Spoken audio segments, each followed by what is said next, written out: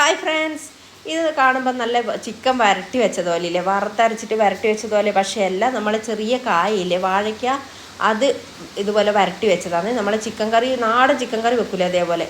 എന്താ ചെറിയ കായ എടുത്ത് അത് തൊലിയൊക്കെ കളഞ്ഞ് ഈ രീതിയിലൊന്ന് മുറിച്ച് മഞ്ഞപ്പൊടിയും ഉപ്പും ഇട്ട് വെള്ളത്തിൽ ഇട്ട് വെച്ചതാണ്. ഇത് നമ്മളെ കയ്യിലൊന്നും കറിയാകാണ്ടിരിക്കാൻ വേണ്ടിയിട്ട് അങ്ങനെ ചെയ്തത്. പിന്നെ ഒരു പാത്രം വെച്ച് അതിലേക്ക് വാരിയിട്ട് അതിലിനിയിപ്പം ഈ പിന്നെ വെളുത്തുള്ളി ഇഞ്ചി ഇത് കുറേ ഇട്ടത് ഞാൻ ഒന്ന് വഴറ്റാൻ കൂടി വേണം. ഇപ്പോൾ ഇതിൽ ഞാൻ കുറേശ്ശെ ഇട്ടത് ഇഞ്ചി വെളുത്തുള്ളി പച്ചമുളക് കുറച്ചിടുക, കറിവേപ്പില ഇട്ട് 1 ടീസ്പൂൺ എരിവുള്ള മുളക് പൊടി ഇട്ട് 1/4 ടീസ്പൂൺ മഞ്ഞൾപ്പൊടി ഇട്ട് ആവശ്യത്തിനുള്ള ഉപ്പ് ഇട്ട് 1/4 ടീസ്പൂൺ വെളിച്ചെണ്ണയും കൂടി ഒഴിച്ചിട്ട് നമുക്കിതൊന്ന് കുഴച്ച് ഒന്ന് റെസ്റ്റ് ചെയ്യാൻ വെക്കണം.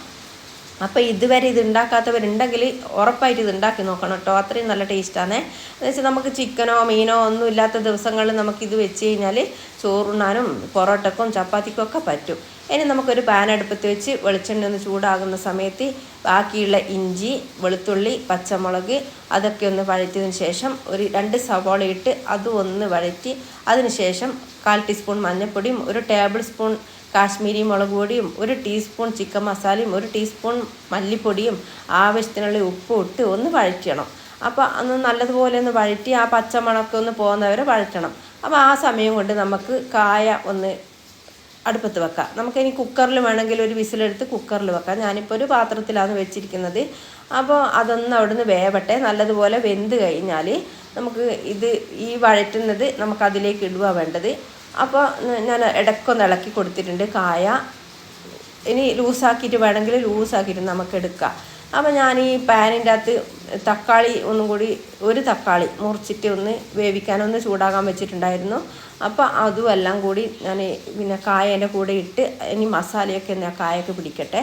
ആ സമയം കൊണ്ട് ഞാനിപ്പോൾ ഇവിടെ തേങ്ങ വറുത്ത് വെച്ചിട്ടുണ്ട്. നമ്മൾ ചിക്കൻ കറിക്കൊക്കെ തേങ്ങ വറക്കൂലേ, അതുപോലെ വെളിച്ചെണ്ണയിൽ നമ്മളെ കുരുമുളകും തേങ്ങ 1/2 കപ്പ് തേങ്ങ എടുത്തത് തേങ്ങയും കറിവേപ്പിലയും ഇട്ട് ഒന്ന് വറുത്ത് ഇനി അത് തണിഞ്ഞതിന് ശേഷം നമുക്കൊന്ന് ക്രഷ് ചെയ്തെടുക്കുക. ഇനിയിപ്പോൾ അരച്ചെടുക്കണമെങ്കിൽ അരച്ചെടുക്കുക, ക്രഷ് ചെയ്യണമെങ്കിൽ ക്രഷ് ചെയ്യുക. അത് നമ്മൾ വെക്കുന്നവരെ ഇഷ്ടം പോലെ ചെയ്യാം. നമുക്ക് ഇനി വറുത്തരച്ച കറിയില്ലേ നമ്മൾ ചിക്കൻ കറി, അത് വെക്കുന്ന പോലെ വെക്കണമെങ്കിൽ നമുക്ക് കുറച്ച് ലൂസാക്കിയിട്ട് വെക്കാം. ഞാനിപ്പോൾ ഇത് വരട്ടുകയാണ് ചെയ്തത്.